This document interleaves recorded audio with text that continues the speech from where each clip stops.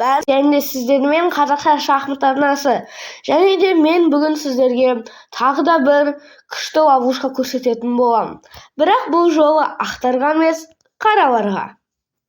Ал біз бастай берейік. Lichess.com'нан қарайтын болсақ, ең көп кездесетін позицияның вариациялары ол E4, E5, конь F3, конь C6 жүрістерінен кейін слон C4 жүрісі. Осы позиция Lichess'те ең көп кездескен болып саналады. Ал біз өз жүрісімізде ең аз кездесетін жүрістердің бірін жүреміз. Бірақ та қорықпаңыздар. Бұл жүрістің арқасында сіздер оңайлықпен ұтып кете аласыздар. Бұл жүріс өте қу жүріс. Және де сіздер бұны одан кейінгі жүрістерден кейін түсіне бастайсыздар. Неге қу екенін. Біз осы позицияда конь D4 ходын жүреміз. Енді көбісі ойлайды. Бізге или коньді жеуге, или пешканы жеуге мүмкіндік беріп отыр. Ақтар ойлайды. Неге тегін пешканы жемеске? Бірақ алдын ала айтып қоя кетейін. Коньді жеу бұяқта ең мықты ход. Бірақ егер де ақтарға әлсіз шахматист ойнайтын болса, онда ол пешканы жеу логично ғой. Егер де коньді жесек, біз тең материалды жағдайда қаламыз. Ал егер де пешканы жесек, логично бізде бір жауынгерге көбірек болады. Ал қараларға керісінше бұл жақсы. Себебі олар контратака жасайды. Ферзь G5.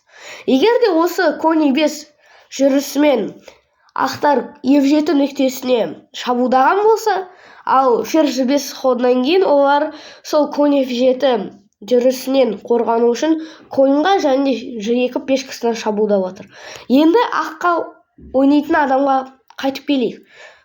Оның пешкасына шабуылдап отыр. Және де коньына.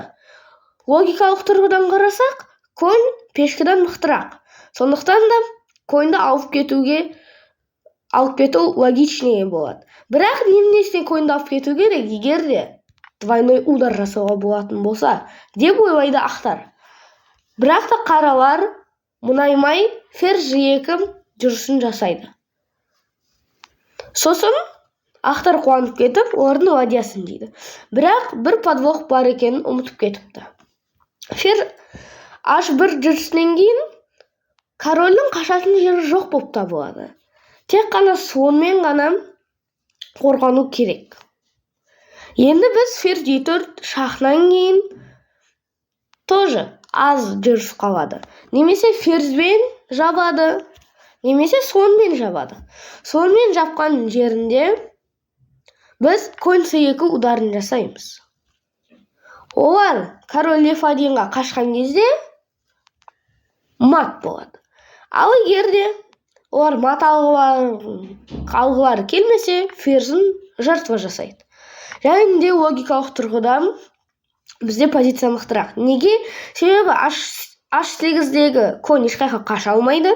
Себебі F7 нүктесін король, ал G6 нүктесін H7-дегі пешка ұстап тұр. Ал біздің ферзіміз өз очередінде C1-дегі пілге шабуылдап отыр.